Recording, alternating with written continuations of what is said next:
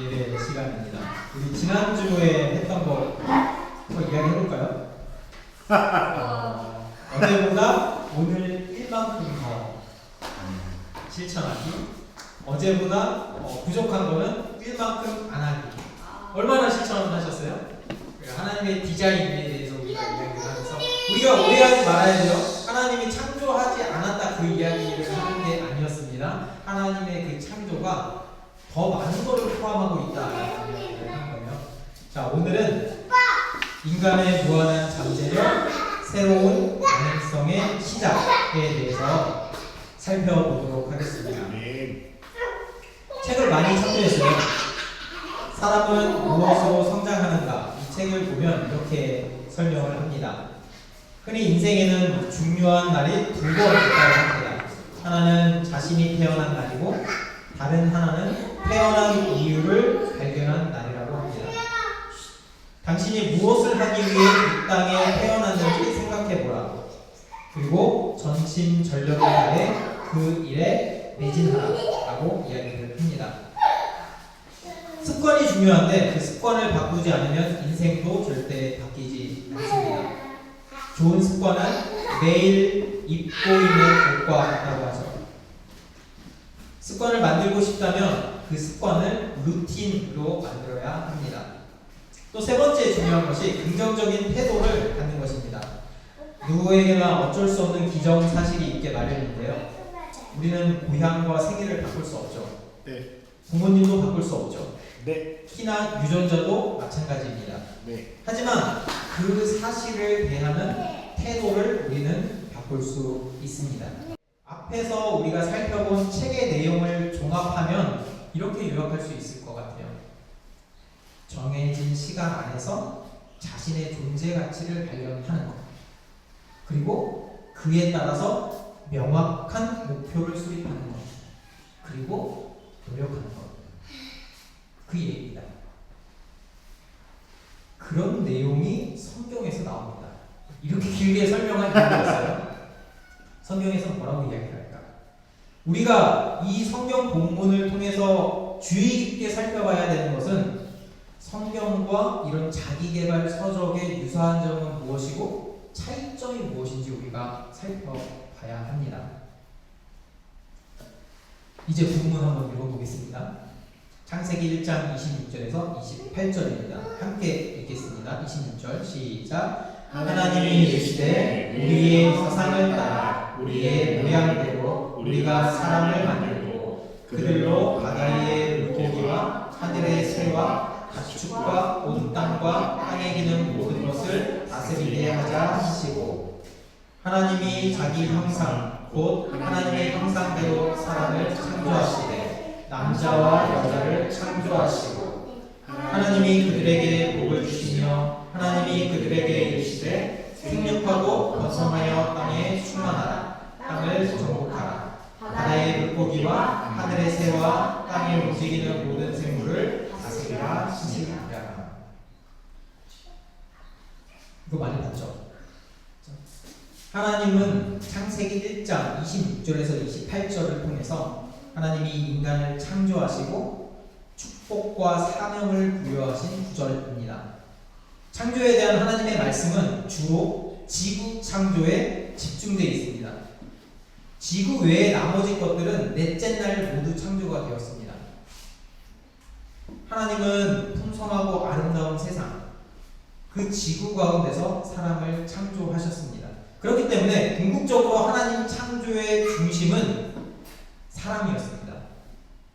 천지창조 여섯째 날, 다른 사람과 피조물 창조 사이의 차이점을 우리가 살펴보도록 하겠습니다. 25절과 26절을 제가 읽어보겠습니다. 25절 하나님이 땅의 짐승을 그 종류대로 가축을 그 종류대로 땅에 기는 모든 것을 그 종류대로 이르십니다. 26절입니다. 하나님이 이르시되 우리의 형상을 따라 우리의 모양대로 우리가 사람을 만들고. 차이가 느껴지시나요? 여기서 중요하게 우리가 살펴보아야 할 것은 형상입니다.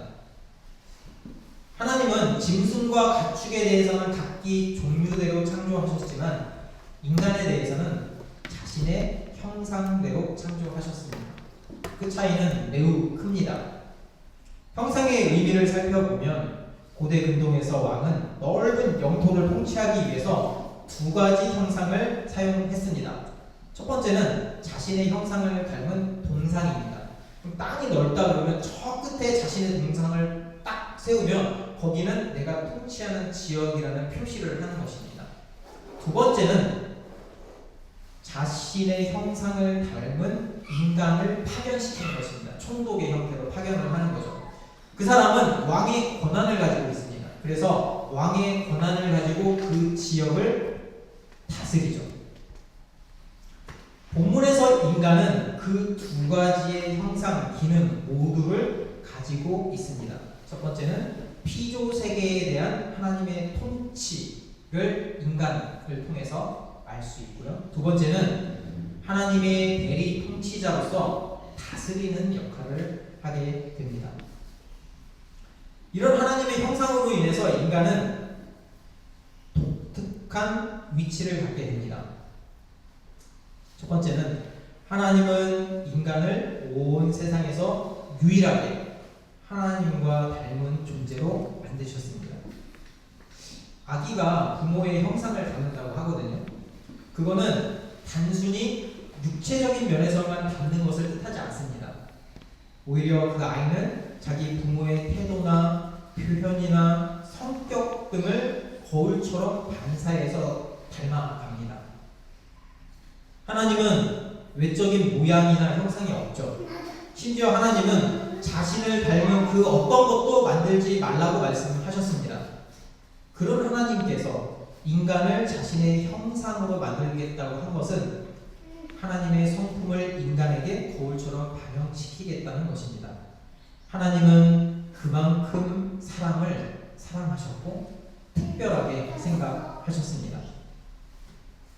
그렇게 인간에게는 다른 피조물에게는 없는 독특한 특성이 생기는데 영혼을 갖게 되는 것입니다. 인간은 하나님과 인격적인 소통과 교제가 가능하게 됐습니다. 우리가 여기서 조심해야 될 것은 하나님의 형상인 인간으로서 능력과 한계를 명확히 알아야 한다는 것입니다. 이 슬라이드에 보면은 이거 신대원에서 배운 거예요. 발췌했는데 하나님의 형상이자 피조물로서의 인간. 첫 번째는 창조물과 피조물 사이의 구분으로 보면 창조주 하나님이 보실 때 인간과 다른 피조물은 피조물입니다. 인간이 하나님은 아니죠. 그런데 통치자와 피통치자의 구분을 보면 다른 피조물의 시각에서 인간을 봤을 때 인간은 대리통치자잖아요. 그러면 다른 피조물이 인간을 하나님처럼 보는 거예요. 대리통치자니까. 인간은 하나님이 아닙니다. 이 사실을 명확히 하는 게 중요합니다. 인간이 하나님이 아닌데 하나님의 권한을 갖고 있으니까 착각을 합니다. 이런 착각이 바로 창세기 3장의 사탄의 시험이 배경이 됩니다. 우리는 대리 통치자입니다. 하나님께 받은 권한만큼만 사용해야 합니다. 그게 바로 청지기입니다. 그런 정체성을 우리가 가지고 살아야 합니다. 우리는 진화론으로 대표되는 무신론이 만연한 사회에서 살고 있죠. 오늘날 사람들은 인생론, 인간론, 아무것도 아닌 것으로 여기는 경향이 큽니다. 왜냐하면 모든 것을 우연의 산물이라고 여기기 때문이죠. 그들은 영원에 대해서 전혀 의식하지 못합니다. 반대로 성경에서 사람은 하나님이 선하신 목적에 따라 창조되었다고 이야기합니다. 목적이 있는 존재에 대해서 그 목적을 빼앗는 것은 엄청난 큰 피해입니다. 진화론의 사다리의 그 정상에서 인간의 존엄성은 없습니다. 왜냐하면 우연의 산물, 동물이나 사람이나 똑같은 물질이기 때문이죠. 우리는 그렇기 때문에 하나님의 형상을 지닌 대리 통치자로서 명확한 정체성을 가져야 합니다. 27절 볼까요? 하나님이 자기 형상 곧 하나님의 형상대로 사람을 창조하시되 저 여기 빨간 줄 쳤죠. 남자와 여자를 창조하셨다. 조금 더 명확하게 하기 위해서 또 영어 성경을 한번 찾아봤습니다. 이렇게 나와 있어요. create가 3번 나오죠. created 두 번째, created 세 번째, created. 그리고 앞에 man이 나오죠. 여기서 man은 남자를 의미하는 것이 아니고 인간의 대표 아담을 의미합니다. 그런 다음에 힘이 인간이죠, 그렇죠? 인간이 나오고 그 다음에 인간의 대표가 남자와 여자라고 이야기하고 그 다음에 them이라고 이야기를 합니다. 하나님은 창조의 정점이 사람이라는 것을 다시 한번 강조했고요. 하나님은 인간을 처음부터 남자와 여자로 창조하셨습니다. 성경은 나 중심적인 이기적인 인간관을 이야기하지 않습니다. 나의 인간된 존재는 나됨에 있지 않고 우리됨에 있습니다. 26절에서 하나님이 우리가 3번이나 반복하는 이유는 거기에 삼위일체 하나님의 사랑이 있기 때문입니다. 성부 하나님, 성자 하나님, 성령 하나님은 한 분 하나님이십니다. 하나님의 형상대로 창조된 인간도 사랑으로 하나됨을 이뤄야 합니다. 그것이 우리에게 주신 내적인 사명입니다. 로마서 12장 4절 5절 우리가 한 몸에 많은 지체를 가졌으나 모든 지체가 같은 기능을 가진 것이 아니니 이와 같이 우리 많은 사람이 그리스도 안에서 한 몸이 되어 서로 지체가 되어내니라. 하나님은 우리를 남자와 여자로 창조하셨죠. 그래서 우리가 가장 먼저 신경 쓰고 생각해 보아야 할 것은 가정입니다. 하나님이 주신 그 가정, 그리고 더 나아가서 하나의 공동체가 우리가 될 수 있도록 힘써야 합니다. 호스피스 병동에서 죽음을 앞둔 환자들은 이런 말을 하지 않는다고 그래요. 이런 말이죠. 내가 왜 그때 여기 이런 투자를 하지 않았지? 내가 왜 이 사업을 하지 않았을까? 야, 내가 이거 했으면 진짜 엄청난 돈을 벌었을 텐데. 그들은 대신 이런 말을 한다고 합니다. 내가 왜 그동안 가족들과 함께 시간을 보내지 못했을까? 왜 내가 사랑하는 사람들에게 사랑한다고 이야기해 주지 못했지? 내가 왜 그들을 용서해 주지 못했지? 내가 더 잘해 줄 걸. 내가 더 사랑해 줄 걸. 여러분, 나중에 후회하면 안 돼요. 저도 이 본문을 보면서 계속 반성하고 있거든요. 후회하지 말고 지금부터 하나님이 주신 그 복된 사명을 정체성을 가지고 실천해야 합니다. 28절 볼까요? 하나님이 그들에게 복을 주시며 하나님이 그들에게 이르시되 생육하고 번성하여 땅에 충만하라. 땅을 정복하라. 바다의 물고기와 하늘의 새와 땅에 움직이는 모든 생물을 다스리라 하십니다. 제가 옆에 이렇게 좀 구분을 해서 놨어요. 여기서 그들에게 복 주시며 그들에게 이르시되, 이게 28절 전체를 이끌어가는 핵심 부분입니다.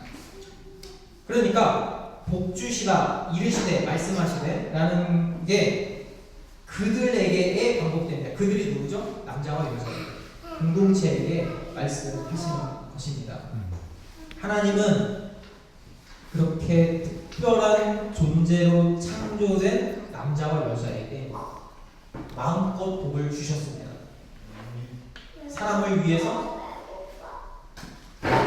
모든 것을 미리 준비하셨고, 환경을 준비하셨고, 위치도 주셨고, 능력도 주셨습니다. 이 고대 세계에서 28절을 자기가 읽는다면 그 28절은 특권이었습니다. 그 세계에서 살던 사람이라면 그 누구도 그 기회를 놓치려 하지 않았습니다. 생육하라, 번성하라, 충만하라, 정복하라, 이런 동사는 단순히 지배하라는 것 그 이상을 가리킵니다. 하나님은 인간에게 자신의 창조 세계를 개발하고 라고 말씀하셨습니다. 이것은 우리의 외적인 사명이 됩니다. 그것은 단순한 직업적인 소명으로 우리가 축소해서는 안 됩니다. 예를 들면 우리는 목표 지향적인 사회에서 살고 있죠. 직장인들은 그들의 일이 어떤 기준으로 평가되는지 정확히 알고 싶어 합니다. 대학의 합격 여부도 수능 시험이라는 표준화된 시험의 결과에 의해서 결정되죠. 이것이 우리 사회의 모든 면을 이끌어가고 있는 환원주의입니다. 환원주의는 쉽게 말하면 뭐냐면은 부분을 모두 합하면 전체가 되고 또 그 전체는 다시 부분으로 환원될 수 있다는 믿음입니다. 그런데 사물과 현상을 환원주의적으로 이해하면 전체를 보지 못하는 오류에 빠집니다. 왜냐하면 부분의 합이 꼭 전체가 되지 않거든요. 전체를 나누면 부분이 될 수 있지만 부분을 합해서 전체가 되지 않는 경우가 너무 많습니다. 예를 들어서 부품을 모아서 그게 컴퓨터가 되지 않습니다. 재료를 모은다고 그게 예술 작품이 되지 않습니다. 인간의 구성을 모은다고 인간 자체를 표현할 수 없습니다.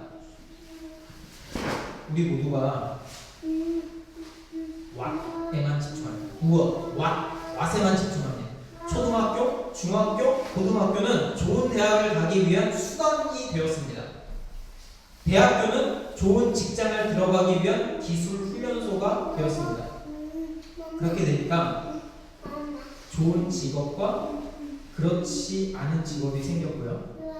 돈을 많이 벌고 편한 일은 좋은 평가를 받게 되었고 힘들고 고된 일은 안 좋은 직업이 되었습니다. 또 사람이 일을 하면서도 무엇에만 집중을 합니다. 자신의 일에만 집중을 하는 것이죠. 그러니까 그 일 속에서 자신의 소명을 찾을 수가 없습니다. 자신은 일을 할 뿐이지 그 안에서 소명감을 찾을 수 없습니다. 그런데 우리 한번 생각해 보자고요. 가정이나 학교에서, 특히 가정에서 교육을 받는다는 것은 특정 기술과 지식을 얻는 것 그 이상을 의미합니다. 전인격적인 교육이죠. 마찬가지로 그리스도인이 된다는 것은 환원주의 그 이상을 이야기합니다. 우리는 믿음으로 하나님의 일을 참여해야 합니다. 하나님의 일은 왓이 아닌 하우에 초점을 맞춰야 합니다. 그건 단순히 먹고 살기 위해서 일을 한다. 또는 내 성취를 위한 수단으로 일을 한다. 라는 그 범주를 훨씬 벗어납니다. 사람들이 자신의 일을 하나님이 보시기에 좋았더라 라고 할 만큼 가치 있는 일로 여기려면 우리 사고에 전환이 필요합니다. 그 일이 나의 일이라고 보면 안 됩니다. 그 일은 하나님의 창조 세계가 돌아가게 하는 한 부분으로 바라보아야 합니다. 우리의 일상적인 일, 그 일에 담긴 그 중요성은 세상의 성취로 대표되는 연봉이나 지위나 개인의 성취에만 있지 않습니다. 어떤 의사가, 치과 의사가 굉장히 잘 나갔다고요. 돈도 많이 벌고요. 그런데 어느 순간 이렇게 다 이뤘는데 허무함이 하더라고요. 내가 왜 살지? 이런 생각이 들었다고 합니다. 또 어디 보면은 돈이 100억 넘으면은 돈 때문에 더 엄청난 행복을 이렇게 비례해서 느끼지는 않는다고 합니다.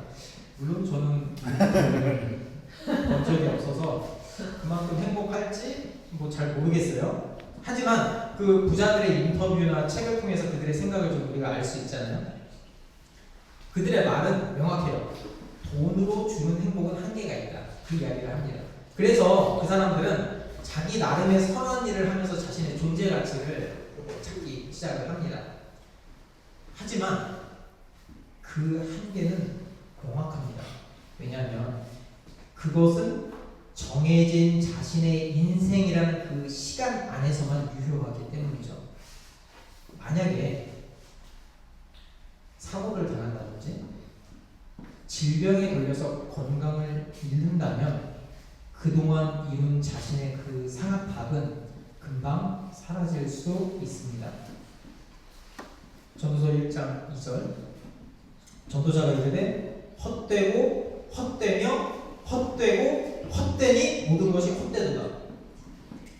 이미 세계 최고의 부자였고 모든 것을 자기 뜻대로 했던 솔로몬이 자신의 인생의 헛됨을 5번이나 강조해서 이야기합니다.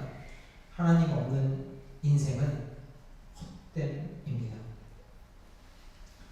하지만 하나님의 형상으로서 정체성을 가지고 사는 사람은 다르죠. 우리의 인생은 이 세상에서 끝나지 않기 때문입니다.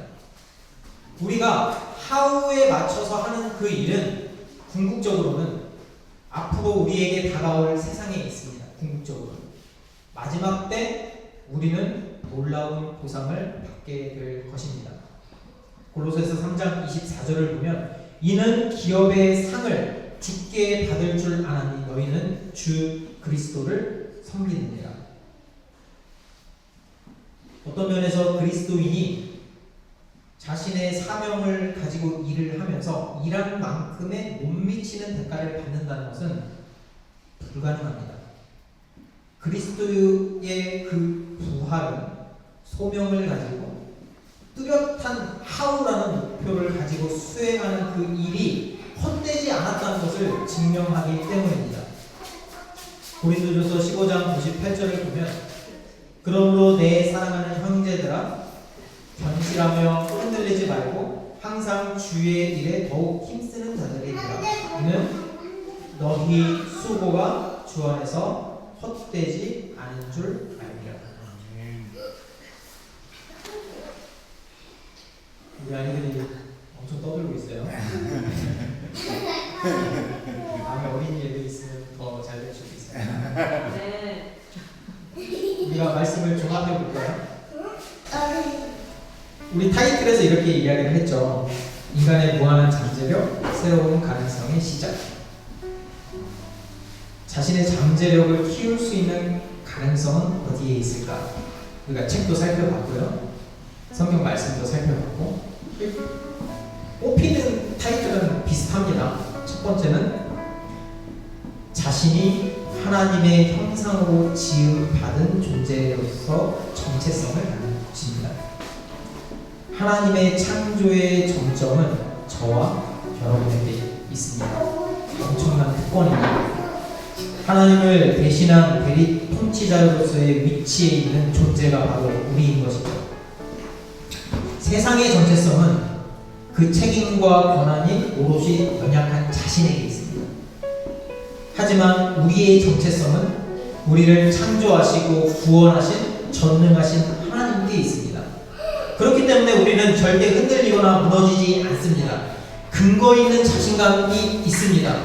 태도도 다릅니다. 그런 긍정적인 태도는 인간이 자신의 능력과 잠재력에 대한 그 믿음, 하나님이 주신 그 믿음을 강화하고 도전적인 상황에서도 포기하지 않도록 돕습니다. 두 번째는 우리가 내적 소명에 대해서 알아봤습니다. 공동체성을 가져야 합니다. 하나님의 창조 명령은 나에게만 있지 않습니다. 옆 사람에게도 있고요. 우리라는 공동체에 있습니다. 우리가 특별히 가정의 공동체를 회복하기 위해서 힘써야 합니다. 서로 더 사랑해주고 배려해주고 용서해주고. 제 이번 주부터 실천사항이에요. 이게 스트레스 많이 받으니까 좀 그랬어요. 뭐 이게 증인들이 너무 많아서 그 실천할 수가 없어요.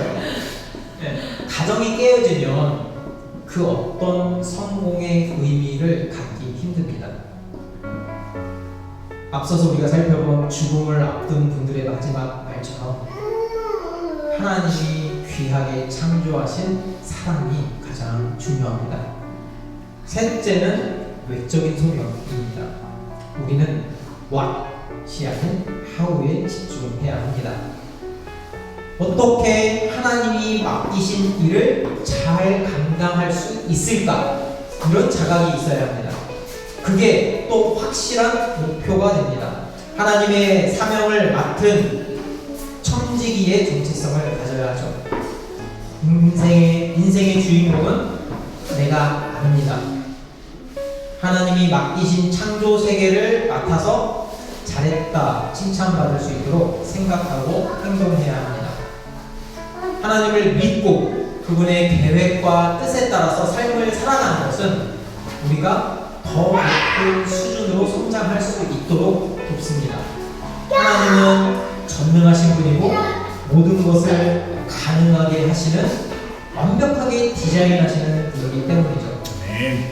만약에 저와 여러분이 크리스찬 모든 성도들이 하나님의 그 주신 그 소명을 세상에서 일상에서 일주일 내내 수행한다면 어떤 결과가 펼쳐질까요?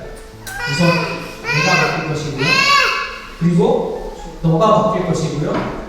우리가 바뀌고 세상이 바뀌게 될 것입니다. 우리는 이런 세계를 하나님 나라 Kingdom of God이라고 이야기합니다. 이것이 바로 하나님의 창조 목적이고요. 이것이 바로 하나님이 꿈꾸셨던 세상입니다. 그것이 바로 교회로서 살아가는 삶입니다. 우리 모두 이런 정체성과 사명을 갖고 살아간다면 하나님은 우리의 잠재력을 무한대로 끌어올려서 우리를 귀하게 사용하실 것입니다.